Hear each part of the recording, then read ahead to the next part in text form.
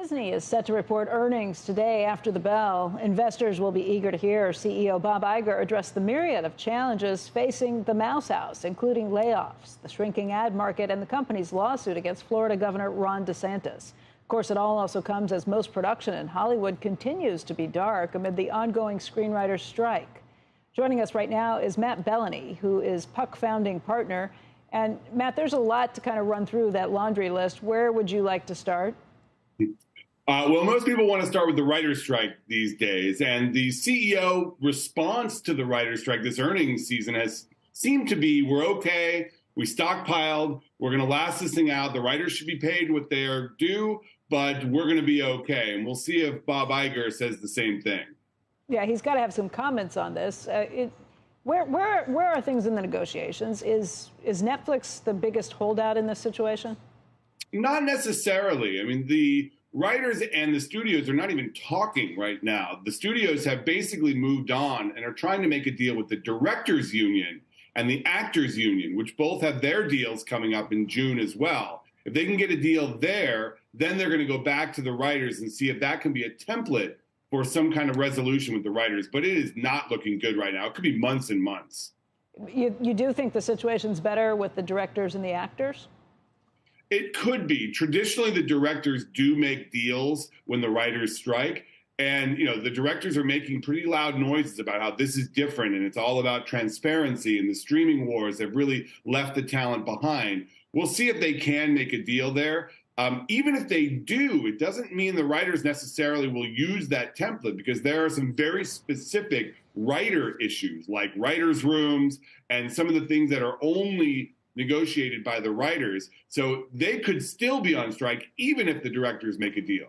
You think they're willing to sit out for a very long time? What was the last one, 100 days, the last strike? It was 100 days. And, you know, that would put us into Labor Day around the fall. Most people think that we're looking at September, October before some kind of resolution. Matt, let's talk about the other issues, including this lawsuit with Ron DeSantis. I mean, this is a pretty unique position that Iger has now taken to actually go to court with the governor of an incredibly important state for Disney. Absolutely. Now, the difference here is Iger believes that he has the moral high ground here. And in past comments, he's been very clear about how he believes that Disney was retaliated against for expressing a political opinion on the Florida legislation. So I anticipate he's going to say something similar there. But the stakes now are much higher, because they're in court in two different jurisdictions. They're in federal court, where Disney sued, and they're in state court, where the board that was appointed by DeSantis has sued Disney. So you may have to get into a little bit of the legal machinations here on how they're going to resolve this and what the ultimate long game is here for Disney. In the meantime, a lot of questions about whether the parks are really price resistant. That's that they can withstand any pressures and continue to raise prices as they see fit, as they need for higher costs. That's the impression we got from the CEO of Six Flags when he was talking about it. What do you want to hear from Iger when it comes to what they're seeing from the consumer, especially at the parks? That is the big question, because the parks are going to have to kind of prop up some of the other elements of the company if this ad recession continues. And so far, the parks have been pretty resilient. It's interesting. I saw a commercial last night for a 25% discount on rooms at Walt Disney World. And I was like, haven't seen that in a long time. I haven't seen that in forever either. In fact, most of the time you can't get a room there. Right. And it suggested to me that perhaps there's a little bit of weakness. I know they're revisiting some of their annual pass policies that they had suspended because the demand was so great at the parks. So, you know, there's a couple little things out there that they're probably going to have to address, because if this, quote, recession keeps going, you know, history shows that it ultimately does impact these big theme parks.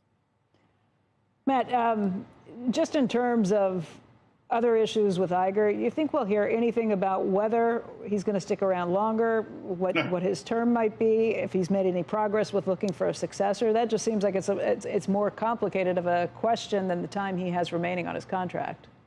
It is, and I think there are so many more pressing issues right now, such as, you know, they're in the middle of this 7,000 person layoff. and they have to really decide. The street wants them to cut costs significantly, and Iger hasn't really said exactly where they're going to cut costs. Are they going to do fewer Marvel and Star Wars shows for Disney Plus? Are they even going to be in the adult-oriented entertainment business with Hulu and some of those shows? So he hasn't really said what the ultimate strategy is going to be there, and I think we're going to hear a lot more about that before himself.